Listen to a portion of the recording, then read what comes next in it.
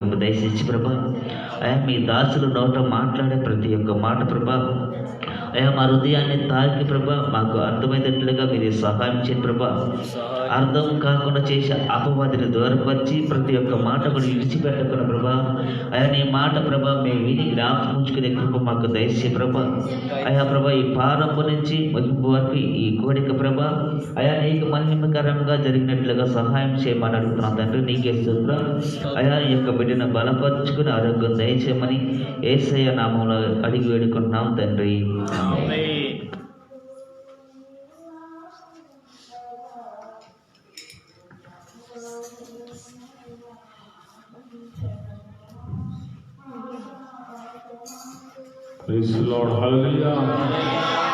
దేవుని యొక్క పరిశుద్ధ నామమున కూడి వచ్చిన మీ అందరికీ వందనాలు తెలుపుకుంటూ దేవుని యొక్క పరిశుద్ధ గ్రంథంలో నుంచి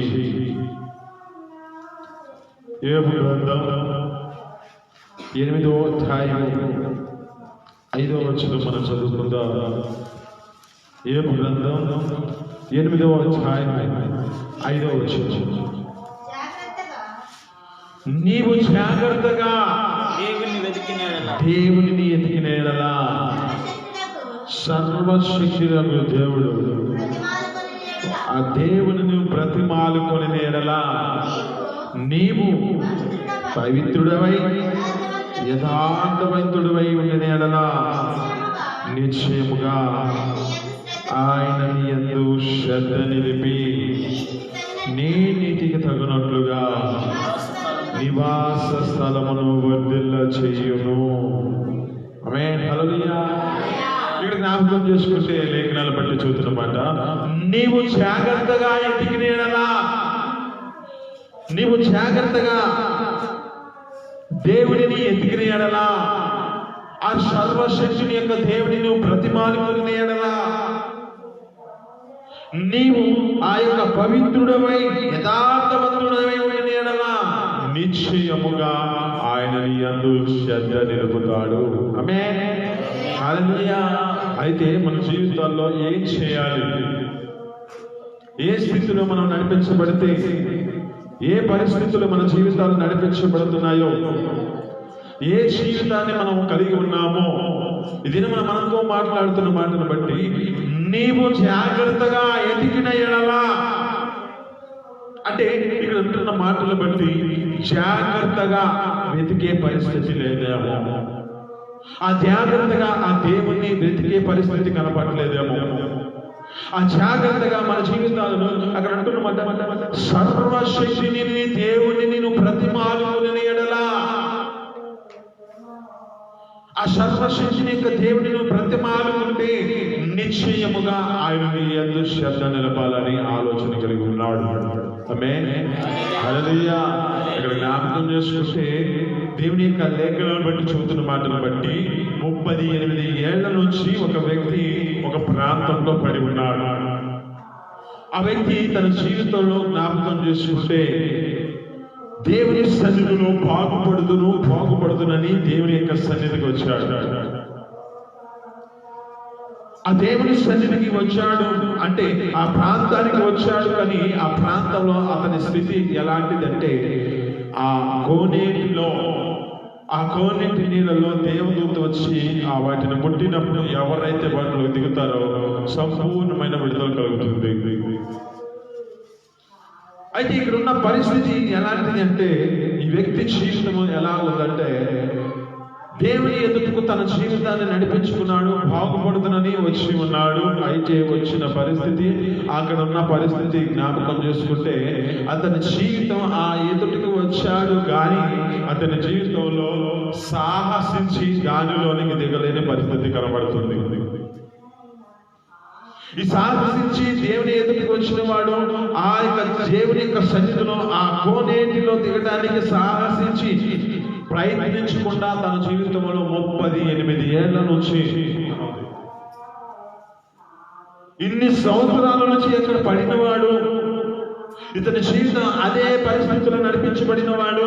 ఆనాటి నుంచి అతని జీవితంలో ఏ కొంచెం జరిగినా ఆ కోనేటిలో కొంచెం మునగడానికి అవకాశం ఉండేది. అక్కడ అంటున్న మాట ఆయన అంటాడు, ఏమంటాడంటే, అయ్యా నేను ఈ కోనేటిలో మునుగుదామని చూశాను, కానీ ఎవరో కొడుకు ముందు వచ్చి నాకన్నా మునుగుతున్నారు. అక్కడ అంటున్న మాట ఇంకో మాట ఏమంటాడంటే, నన్ను ఎవరు తీసుకెళ్లేవాళ్ళు లేరయ్యా. ఇక్కడ ఉన్న మాటలు మనం జ్ఞాపకం చేసుకుంటే, జాగ్రత్తగా దేవుడిని ఎతికిన ఎడలా, అంటే ఇతను ఏం చేశాడు? బాగుపడుతున్నని వచ్చాడు. ఎక్కడికి వచ్చాడు? దేవుని యొక్క సన్నిధికి వచ్చినట్టుగా కనబడుతుంది. అక్కడ తన జీవితంలో ఎక్కడైతే స్వస్థత కలుగుతుందో, ఎక్కడైతే ఆ ప్రాంతంలో తనకు విడుదల కలుగుతుందో గ్రహించి కూడా అక్కడికి వచ్చాడు. కానీ అతని జీవితంలో నన్ను ఎవరైనా మోచడానికి, నన్ను ఎవరైనా ఎత్తుకెళ్ళి దానిలో తెచ్చడానికి ఎవరు లేరయ్యా అంటున్నాడు.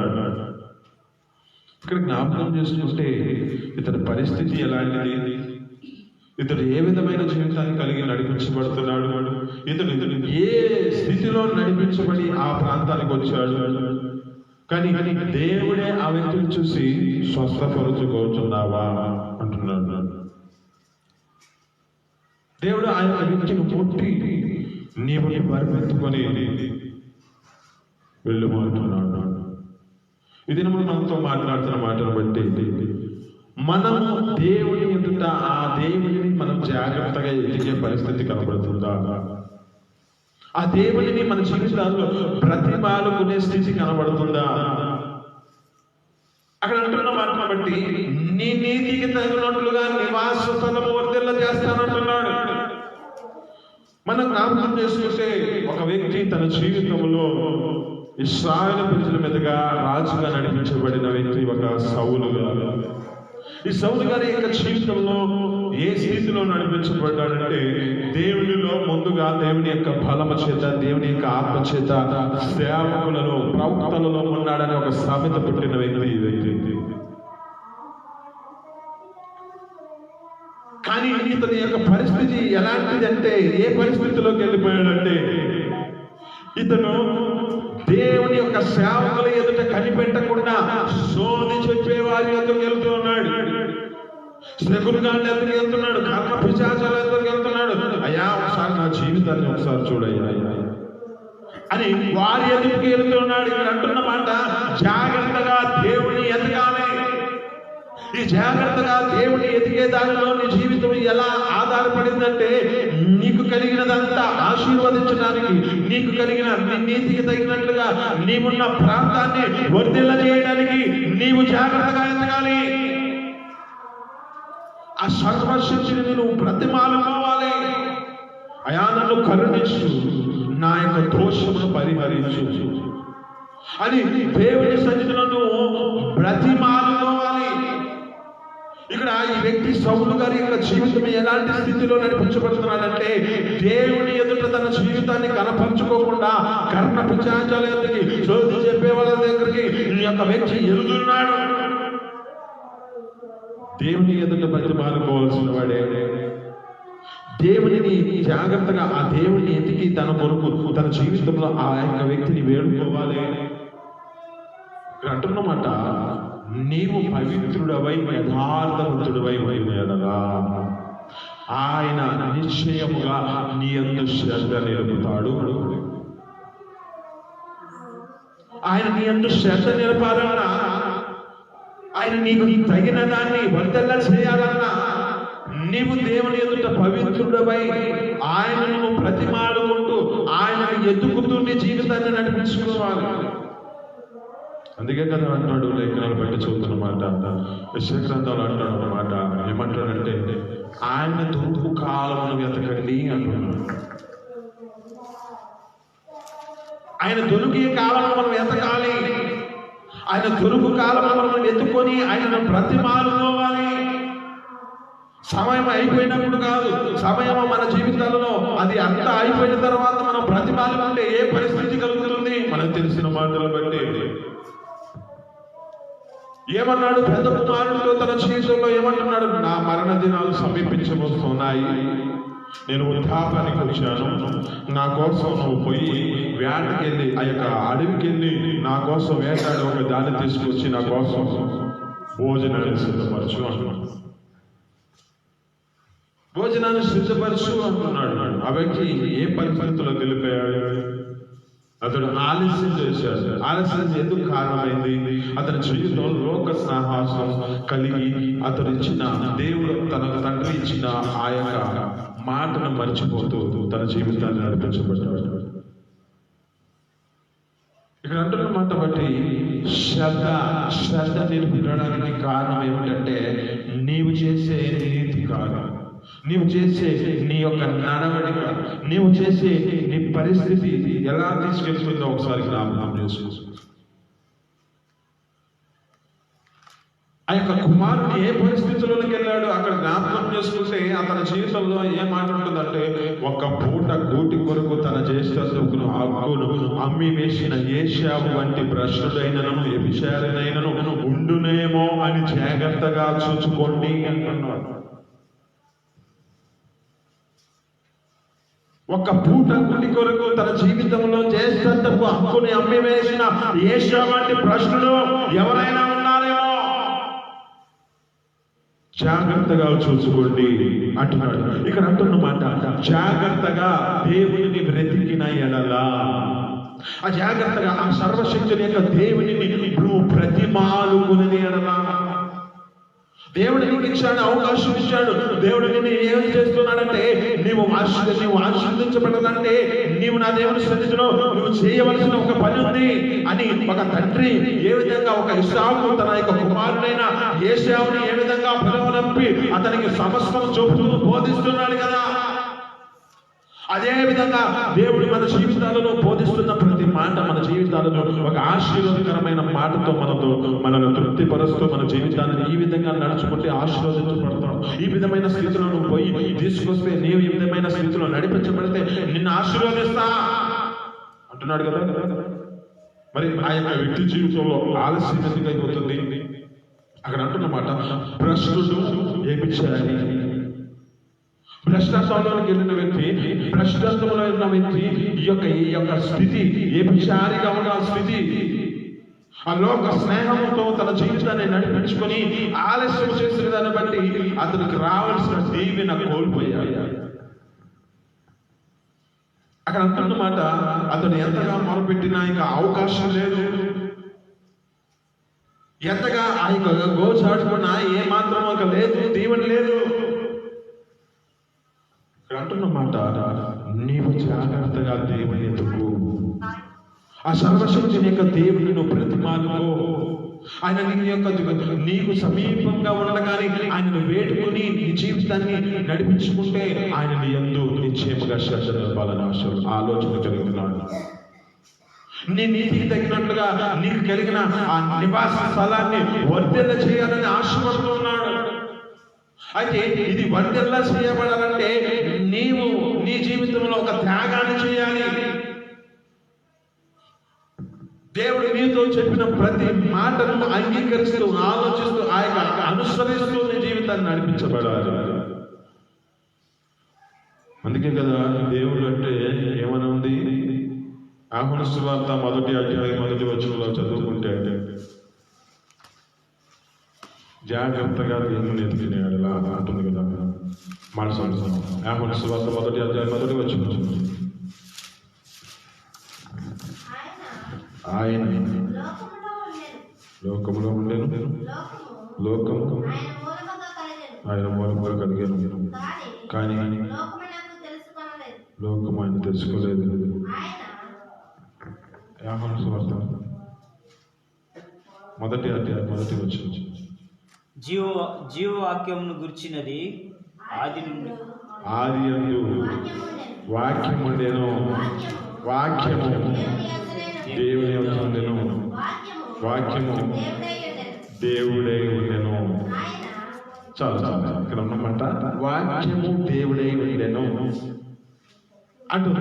అంటే ఇక్కడ అంటున్నమాట నీవు ఆ దేవుడిని ప్రతిమాలుకునే ఎడలా, నువ్వు జాగ్రత్తగా ఆ దేవుని ఎదిగిన ఎడలా, అంటే దేవుని ఎదిగిన ఎడలా అంటే ఈ వాక్కులను మన జీవితాలలో బ్రతికిన ఎడలా, ఈ వాక్కులను మన జీవితాలలో అనుసరించిన ఎడలా,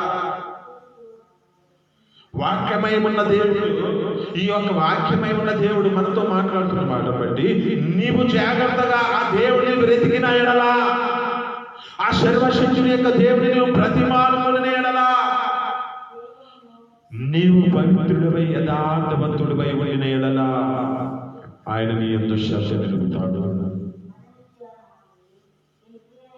ఇక్కడ యేసేపు యొక్క జీవితం ఎలాంటిది అంటే, యేసేపు తన జీవితంలో పొరపాటు తన జీవితంలో ఏం చేశాడంటే, చెప్పిన మాట ప్రకారం తను దేవుని ఆ తండ్రి యొద్దకు తీసుకొస్తే బాగుండేది సమయానికి. మనం మన జీవితాల్లో కూడా ఏం చేస్తూ ఉంటామంటే అశ్రద్ధ మన జీవితంలో ఒక శాపగ్రస్తమైనదిగా మార్చబడుతుంది.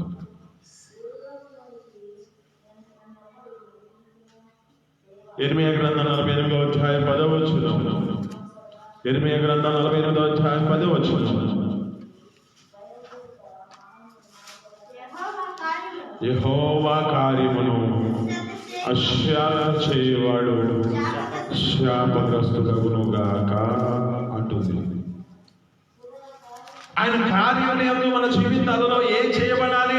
ఒక తండ్రి తన కుమారుని పిలిచినప్పుడు ఆ కుమారుడికి సమస్తం బోధించి ఆ యొక్క వ్యక్తితో నీవు చేయవలసిన పని ఇది అని బోధిస్తున్నాడు కదా. అలాగే మన ప్రభువైన యేసుక్రీస్తు ఎదుట మన యొక్క తండ్రి ఈ యొక్క ప్రభువైన యేసుక్రీస్తు అయి ఉండగా మనం ఒక కుమారుడుగా పిలువబడి ఉన్నాం. ఈ కుమారులతో మాట్లాడుతున్న మాట ఈ వాక్య రీతిలో నీతో మాట్లాడుతున్నాడు కదా. నీవు ఇది ఈ విధంగా చేయి. ఒక కుమారుడైన ఈ యొక్క ఇస్సాకు తన కుమారుడు ఏ విధంగా యేసేపుతో తన యొక్క జీవితంలో సంభాషిస్తున్నాడు, అదే విధంగా మన ప్రభువైన యేసుక్రీస్తు ఈ వాక్యమై ఉన్న దేవుడు మనతో సంభాషిస్తూ ఈ విధమైన స్థితిలో నడిపించబడితే దేవుడు నిన్ను ఈ విధమైన స్థితిలో తీసుకొస్తాడు. నేను ఈ విధమైన స్థితిలో నిన్ను ఆశీర్వదిస్తాను అన్నాడు. దినము నీతో మాట్లాడుతున్న మాటను బట్టి నీ నీతికి నివాస స్థలము వర్తిల్ల చేయబడాలంటే ఆయన నీ యందు శ్రద్ధ నిలబడాలన్నా నీవు దేవుని వాక్యమై ఉన్న దేవుడిని వెంబడిస్తూ ఆయన వెతికి ఆయనను ప్రతిమాలుకుంటే నీ జీవితంలో దేవుడు సమస్తము నీ యందు వర్తిల్ల చేయాలని ఆశపడుతున్నాడు. ఆమేన్, హల్లెలూయా. ఇది నీ జీవితంలో వర్తిల్లబడాలంటే నీకు కలిగిన నీతిని, నీకు కలిగిన పవిత్రతను, నీకు కలిగిన యథార్థతను నువ్వు జీవితంలో జీవించాలి. అందుకే కదా ఒక మాట అంటాడు, కీర్తనలు 15వ అధ్యాయం 1వ వచనం. కీర్తనలు 15వ అధ్యాయం 1వ వచనం.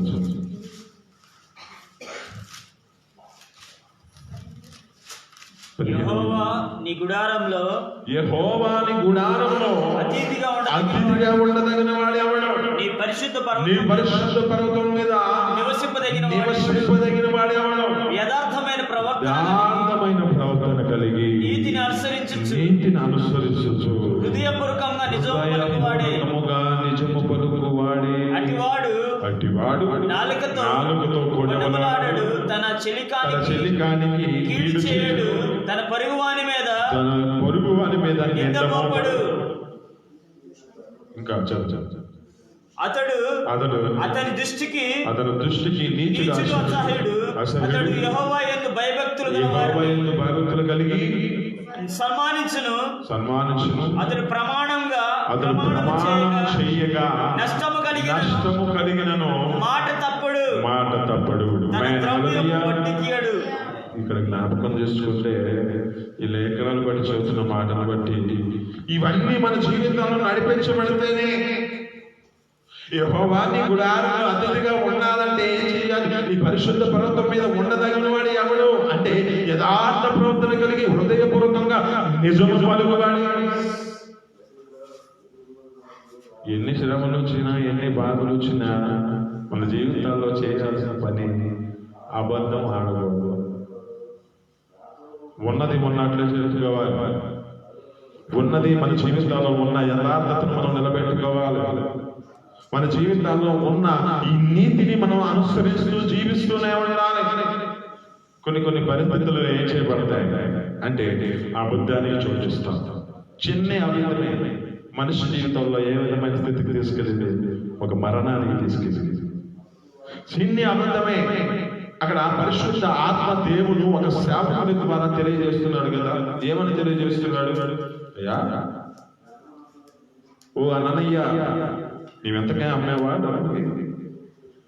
నీ పొలాన్ని ఎంతకే అమ్మావా అంటే అతను ఏమంటున్నాడు? అంతకే అమ్మాను. అక్కడ జ్ఞాపకం చేసుకుంటే అతడు ఒక్క చిన్ని అబద్ధం ఆడినందుకు ఒక మరణించడానికి కారణమైంది. ఒక మాట మనం చదువుకుంటే ప్రకటనలో ఒక మాట ఉంటుంది. ఏమంటుందంటే, ఈ నరకానికి త్రోయబడ్డానికి కారణమవుతుంది ఈ అబద్ధమే అంటమే.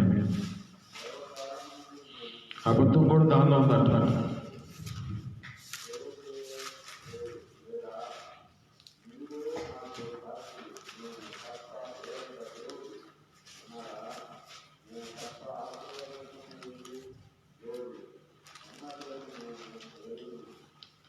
ఈ ప్రకటన గ్రంథం 21వ అధ్యాయం 8వ వచనం. ప్రకటన గ్రంథం 21వ అధ్యాయం 8వ వచనం. పిరికి వారును, అవిశ్వాసులను, అసహ్యులను, నరహంతకులను, వ్యభిచారులను, మాంత్రికులను, విగ్రహారాధకులను, అబద్ధికులందరూ అగ్నిగంధములతో పండు గుండంలో పాలు పొందుతురు. ఇదే రెండవ మరణం. అబద్ధికులందరూ ఈ అగ్ని గంధకాలంలో పడే పరిస్థితి ఉంటుంది. అగ్ని గంధకాలంలో పడే పరిస్థితి ఎందుకు వస్తుంది అంటే, ఒక అబద్ధమాడిన పరిస్థితిని బట్టి ఈ రెండవ మరణానికి వారి యొక్క జీవితాలలో ఏలుబడి చేసే పరిస్థితి కనబడుతుంది. ఇక అబద్ధం ఆడడానికి ఇంకేముంది? మన చేతిలో ఒకటి ఉంది. ఇన్ని అబద్ధమే తీసుకెళ్తుంది నరకాన్ని. ఈ ఫోన్ ఉన్నది. ఈ ఫోన్ వలన మన జీవితాల్లో ఇది ఆశీర్వాదకరంగా ఉన్నట్టు కనపడుతుంది. ఇది మన జీవితాల్లో మనకు ముప్పు తీసుకొచ్చేదానిలా కనపడదు. హల్లెలూయా. నమ్మనివారు హల్లెలూయా చెప్పండి. అవును కాదన్న వాళ్ళు హల్లెలూయా చెప్పండి. అవునా కాదా? ఈ చేతిలో ఉన్న చిన్న ఫోనే ఇక్కడ ఉంటాం మనం.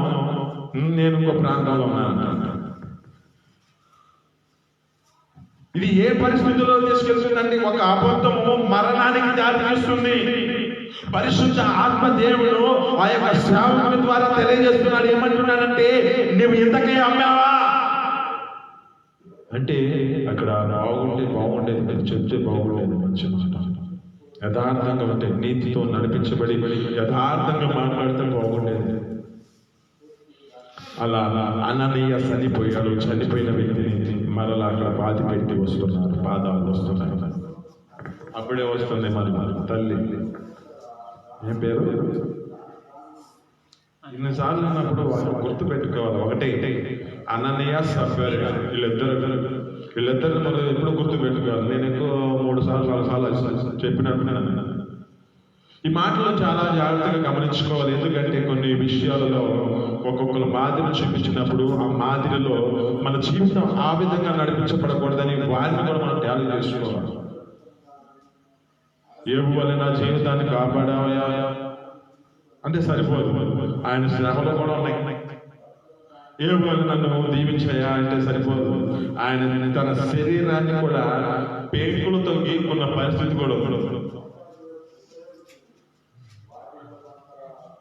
ఇక్కడ అంటున్న మాటలు కూడా జ్ఞాపకం చేసుకుంటే, ఎప్పుడైతే ఆ వ్యక్తి చనిపోయాడు కనుక ఆ వ్యక్తిని పాతి పెట్టిన పాదాలు వస్తున్నాయి. అలాగనే ఆమె కూడా వచ్చినప్పుడు తల్లి, అమ్మా ఎంతకే అమ్మారమ్మా ఈ పొలాన్ని అంటే ఆమె కూడా ఏకోపించి ఎంతకే అమ్మారు. ఇప్పుడే మీ యజమాని తీసుకెళ్ళి పాతి పెట్టి వచ్చారు. పాదాలు కూడా అక్కడ ఉన్నాయి అని చెప్పగానే ఆమె పడి చనిపోయింది. ఇదే మీతో మాట్లాడుతున్న మాటను బట్టి నీవు పవిత్రుడిపై యథార్థవంతుడిపై ఉండాలి. ఇక్కడ అంటున్నమాట, యెహోవా నీ గుడారంలో అతిథిగా ఉండదగిన వాడు ఎవడు? నీ పరిశుద్ధ పర్వతములో నివసింపదగిన వాడు ఎవడు అంటే అంటే యథార్థ ప్రవర్తన కలిగి నీతిని అనుసరించుచు హృదయపూర్వకముగా నిజము పలుకువాడే. ఎక్కడ ఉన్నారు మనుషుల జీవితాలు ఎలా పరిస్థితులు ఎలా అంటే కపట సహోదరులు అంటే మనిషి ఏ విధమైన స్థితిలోకి వెళ్ళిపోతున్నాడంటే పైకి బాగానే మాట్లాడుతున్నాడు, కానీ తర్వాత ఆ పరిస్థితులు పక్కకి వెళ్ళిపోయిన పరిస్థితులను బట్టి ఇంకా ఇతరమైన మాట్లాడుతాడు.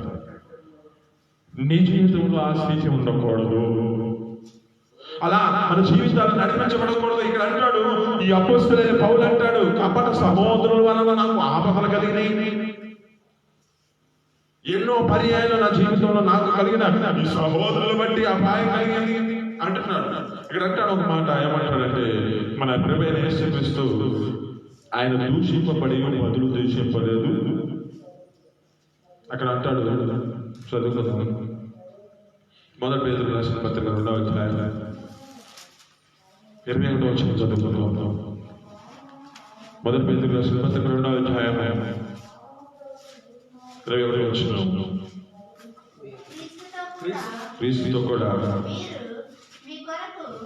క్రీస్తు కూడా మీ కొరకు శ్రమ పెట్టబడి బాధపడి మీరు తన అడుగుజాడలందు నడుచుకున్నట్లుగా మాదిరి వచ్చిపోయాను. తర్వాత ఆయన పాపము చేయలేదు, ఆయన నోట ఆమేన్ హల్లెలూయా, ఆయన నోట ఏ కపటము లేదంట. హల్లెలూయా. మన జీవితాలు కూడా అదే స్థితిలో నడిపించబడాలి. అక్కడ అంటాడు 2వ అధ్యాయంలో 1వ వచనంలో కూడా చదువుతుంటే, ప్రభు దయాళుడని ఒక రుచి చూసి ఉన్నావు, అయితే సమస్తమైన దుష్టత్వము సమస్తమైన కపటమును. ఆమేన్ హల్లెలూయా. ఇక్కడ అంటున్నాడు వల్ల సమస్తమైన కపటము. ఈ కపటం అనేది మన జీవితాల్లో ఏర్పాటు చేయకూడదు. ఈ కపటం అనేది మన జీవితాల్లో ఏ విధమైన స్థితిలోనికి తీసుకెళ్తుందంటే ఇది మన జీవితాలలో ఆ మరణానికి దారితీస్తుంది. అనేక మంది సొరిగారంట, సొరిగి వారి జీవితాల్లో పైకేమో భక్తుల్లా కనబడుతున్నారు, కానీ వీళ్ళు సొరుగుడికి వారి జీవితాలు ఏమైపోయింది అంటే నాశనం అయిపోయి ఆజ్ఞలు ఏమంటారు అక్కడ జ్ఞాపకం చేసుకుంటే ఆకులు రాగిపోయారంట. సొరిగినందుకు ఇంచుమించు 3,000 మంది అక్కడ కూలిపోయారని చెబుతుంది. ఎందుకు ఈ పరిస్థితి కలుగుతుంది అంటే మన జీవితంలో కూడా ఏ విధమైన జీవితాన్ని కలిగి ఉండాలంటే హృదయపూర్వకంగా నిజము పలుకుతూ, హృదయపూర్వకంగా నీతిని అనుసరిస్తూ, హృదయపూర్వకంగా యథార్థంతో నడబడుతూ మన జీవితాలు నడిపించబడి ఇక్కడ అంటున్న మాట, నీవు పవిత్రుడవై యథార్థవంతుడివై ఉండినేడలా నిశ్చయముగా ఆయన యందు శ్రద్ధ నిలుపుతాడు. నీ నీతికి తగినట్లుగా నివాస స్థలము చేస్తాడు. మొదట నీకు కొంచెమై ఉండినను తోతకు మహాభివృద్ధి పొందుతాము. ఆమేన్ హల్లెలూయా. ఎలా కలిగింది ఈ యొక్క ఏబు గారి జీవితం ఏ పరిస్థితిలో ఉంది? మొదట కొంచెమేమున్నది, ఆ మొదట కొంచెమేమున్నది, కానీ ఇతని పరిస్థితిని అక్కడ నుంచి నడిపించబడే నడకలో ఎంతవరకు తన శ్రమ పెట్టబడ్డాడు అంటే ఒక్కొక్క వ్యక్తి వచ్చి ఒక్కొక్క మనిషి చదువుతున్నాడు, అయ్యా నీకు కలిగిన నీ యొక్క కుమార్తెలు చనిపోయారయ్యా, అయ్యా నీకు కలిగిన ఈ యొక్క గొర్రెలో చనిపోయింది అయ్యా, నేను ఒక్కరిని మిగిలి చెప్పడానికి వచ్చానయ్యా. ఒక్కొక్కరు నుంచి చెబుతున్న పరిస్థితి ఎలాంటిది ఇక్కడ జ్ఞాపకం చేసుకుంటే ఆ మొదటి అధ్యాయం నుంచి ఆ యొక్క వ్యక్తి నడిపించబడిన నడకంతా తన జీవితంలో చివరి వరకు ఏ పరిస్థితుల్లో ఉందో అంటే శ్రమలలోనే ఉంది. ఎక్కువ జీవితం తన జీవితంలో శ్రమతోనే తన జీవితాన్ని నడిపించబడి ఎంతగా శ్రమ పెట్టబడినా, ఎంతగా తన జీవితంలో ఏ పరిస్థితిలో ఉన్నా దేవుడి ఎదుట తన జీవితాన్ని బ్రతిమాలుకుంటూ యథార్థంగా జీవిస్తున్నాడన్న ఆయన అంటాడు. అక్కడ అన్నమాట, ఆయన నోట ఏ పాపం చేయలేదంట, ఏ పాపం చేయలేదు, ఏ దోషం కనపడలేదు. అసలు అక్కడ అంటున్న మాట, అంతమంది చనిపోతే అంటున్నాడు, అయ్యా నాకు ఇచ్చింది నువ్వే కదయ్యా, యెహోవా ఇచ్చును, యెహోవా తీసుకును, యెహోవా నామమునకే స్తుతి కలుగును గాక అంటున్నాడు. ఇంకా అంటున్నాడు మన అసలు నా శరీరం చీగిపోతుందయ్యా, ఈ మాత్రం చీగిపోయినా నేను నా మటుకు నా దేవుడిని చూస్తాను. నా విమోచకుడు సజీవుడు, ఆయన నన్ను ఒక భూమి మీద నిలిచినది నేను ఎరుగుదును. ఆయన వచ్చిన దినమున నేను ఆయన మటుకు నా మటుకు నేనే చూస్తాను, నా కన్నులారా చూస్తాను అని ఒక నిరీక్షణతో నింపబడ్డాడు. ఆమేన్, హల్లెలూయా. నీకు కలిగిన నీ భక్తి నీకు ధైర్యం పుట్టిస్తుందా? నీకు కలిగిన నీ నిరీక్షణ, నీ యథార్థ ప్రవర్తన ఆ నిరీక్షణకు ఆధారం అవుతుందా? నీ మనస్సాక్షి నిన్నే సంపాదిస్తుందా? నీ హృదయం నిన్నే నేనెంతవరకు నడిచానయ్యా ప్రీతి, నేనెంతవరకు రాచానయ్యా యథార్థత, నేనెంతవరకు హృదయపూర్వకంగా నిజం పలికాను అని నీ మనస్సాక్షి నిన్నే గద్దిస్తుందా? ఇక్కడ యేషావు యొక్క జీవితం ఏ పరిస్థితిలోకి వెళ్ళిపోయిందో ఒకసారి చదువుకుందాం. ఏప్రిల్ రాసిన పత్రిక 12వ అధ్యాయం 17వ వచనం చదువుకుందాం. ఏప్రిల్ రాసిన పత్రిక 12వ అధ్యాయం 17వ వచనం.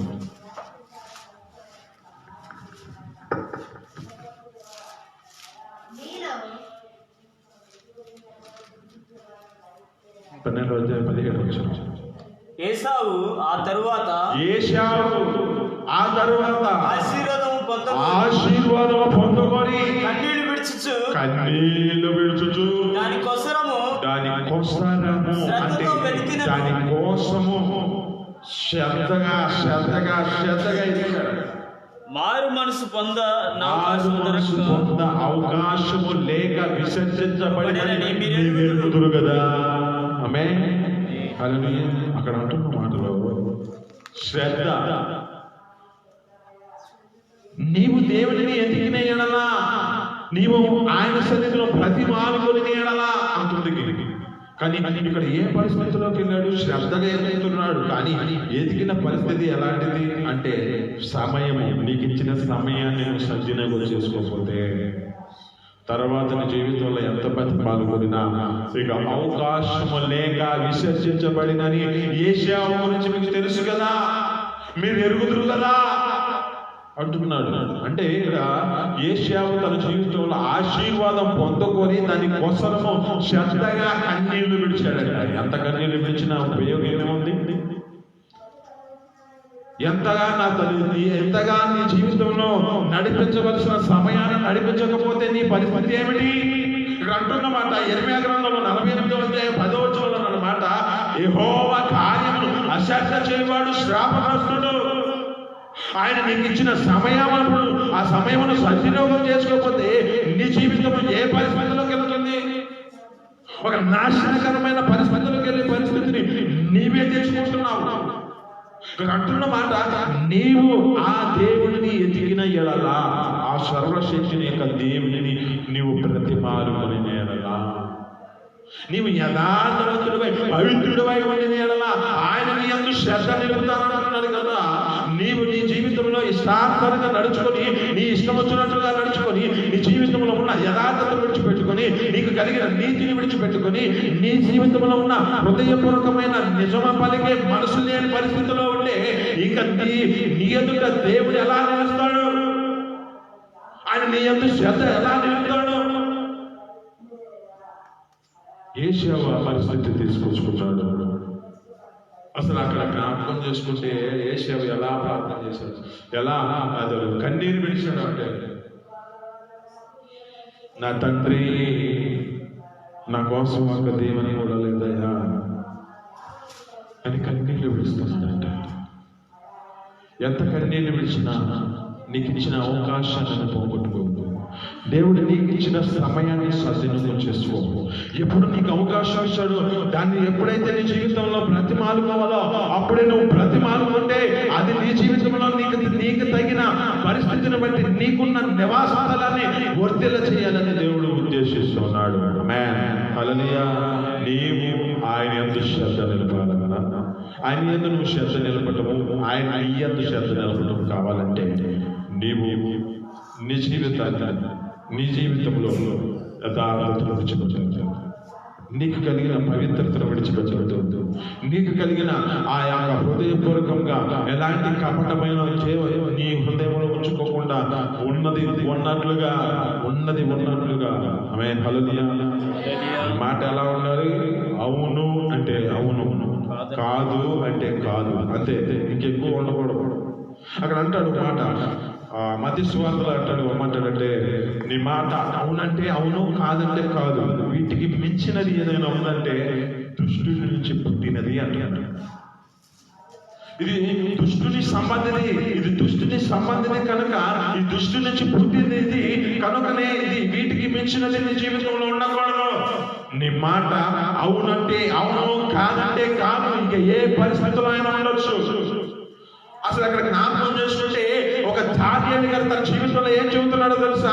ఒక ఈ యొక్క సైనికులు ఎదుర్కొన్న పరిస్థితిని బట్టి ఆ యొక్క వ్యక్తి ప్రతిమకు నమస్కరించమంటే మేము వాటికి నమస్కరించమని సైనికులు ఎదురు చెప్పాడు. చెబితే బాగానే ఉంది, సైనికుడు కాబట్టి రాజు దగ్గర తీసుకోవాలి అనుకోవచ్చు. మళ్ళా ఆ పరిస్థితి ఎలా వెళ్ళిపోయిందంటే మరలా రాజు ఎదుటికి వెళ్ళిపోయింది. ఎప్పుడైతే ఈ రాజు ఎదుటికి నిలబెట్టగా ఏమంటున్నారంటే ఒకే మాట అంటున్నారు, నువ్వు ఏది చేసినా మేము ఆ ప్రతిమకి నువ్వు చేసిన దానికి మేము నమస్కరించము, మేము పూజ చేయము. ఎప్పుడున్న అదే యథార్థత, ఎప్పుడున్న అదే నీతి, ఎప్పుడున్న అదే పౌరుషం, అదే ఎప్పుడు తమ జీవితంలో నడిపించబడుతున్నారు. నడకే అది. వారు ఆ రాజు వచ్చినప్పుడైనాను, ఆ సైనికులు వచ్చినప్పుడైనాను ఒకే మాట, మేము దేవుని చూస్తున్న దేవుడు, మేము దేవుని సేవించుచున్న దేవుడు మమ్మల్ని రక్షించుటకు సమర్థుడు. ఒకవేళ రక్షించకపోయినా నీవు చేసిన ప్రతిమకు పూజించము, నువ్వు చేసిన ఆ యొక్క విగ్రహానికి మేము నమస్కరించము అని ఒక నిరీక్షణతో దేవుని ఎదుట వారి యథార్థతను కాపాడుకున్నారు. ఆమేన్ హల్లెలూయా. దేవుడు అక్కడ గొప్ప అద్భుతాన్ని జరిగించాడు. అక్కడ వారి యొక్క స్థితి ఎలాంటిదంటే అగ్నిగంధకమును ఎప్పుడు ఉన్న అగ్నిగంధకము 7 అంతలు చేశాడంట. 7 అంతలు చేసిన పరిస్థితిలో అక్కడ ఏ హాని చేయలేదంట. వారిని బయటకు తీసుకొచ్చినప్పుడు చూస్తున్నారు, వాసన చూస్తున్నారు.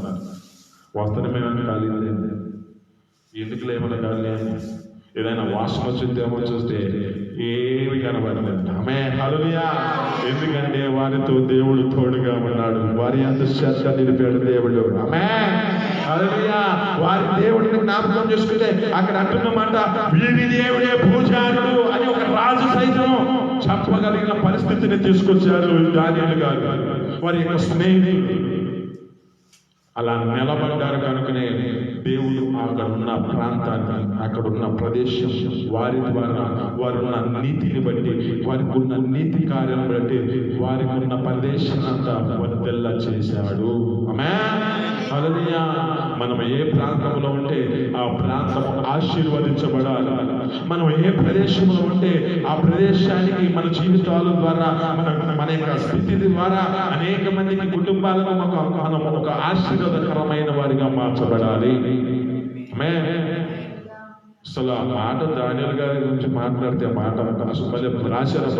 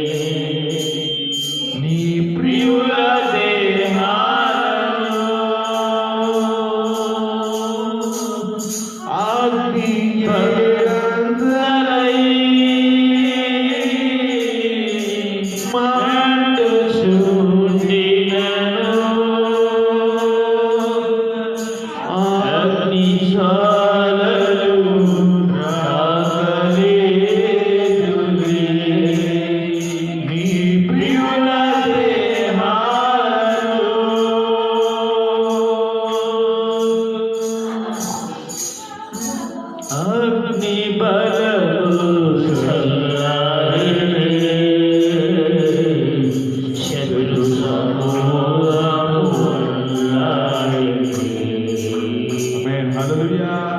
ఇక్కడ జ్ఞాపకం చేసుకుంటే వీరి జీవితాన్ని బట్టి, వారున్న ప్రాంతాన్ని బట్టి, వారున్న ప్రదేశాన్ని దేవుడి వారి యందు శ్రద్ధ నిలిపి వారికి తగిన ప్రదేశమంతటను వారి ద్వారా వర్ధిల్ల చేశాడు.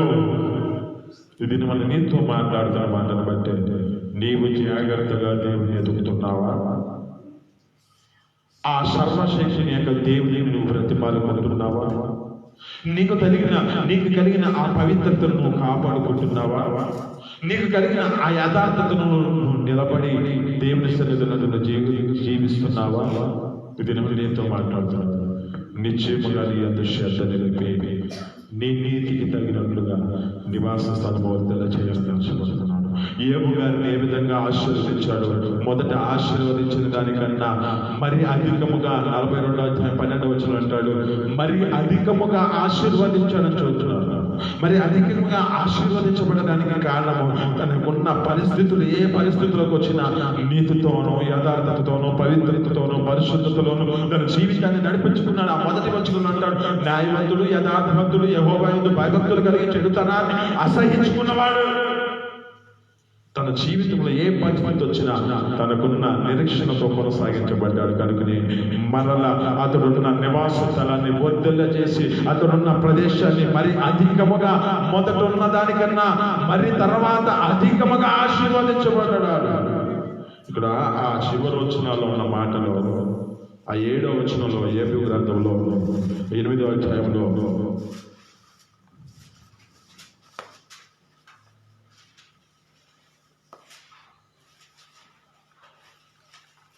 నీ నీతికి తగినట్లుగా నీ నివాస స్థలమును వర్ధల చేయును. అప్పుడు నీ స్థితి మొదట కొద్దిగా నీవు తుదకు నీవు మహాభివృద్ధి పొందుదువు. హల్లెలూయా. మనకు తగిన స్థితిని బట్టి మనము వర్ధిల్ల చేయబడాలన్నా, మన నీతి కార్యాలను బట్టి మనమున్న ప్రాంతం ఆశీర్వదించబడాలన్నా, మనకున్న స్థితి కొంచెమే ఉండినను తుదకు మహాభివృద్ధి పొందాలన్నా నీకు కలిగిన నీతిని, యథార్థతను విడిచిపెట్టదు. ఈ మాటలు మీరు దీవించి భరించను కాక. ప్రతి ఒక్కరు మోకరిద్దాం. దేవుని సన్నిధిలో ప్రతి ఒక్కరు మోకరించిన మన జీవితాలు బట్టి దేవుని ఎదుట మన జీవితాలను అప్పగించుకుంటాం. స్తోత్రాలు, స్తోత్రాలు, స్తోత్రాలు, స్తోత్రాలు, స్తోత్రాలు, స్తోత్రాలు, స్తోత్రాలు. స్తుతి, స్తుతి, స్తుతి,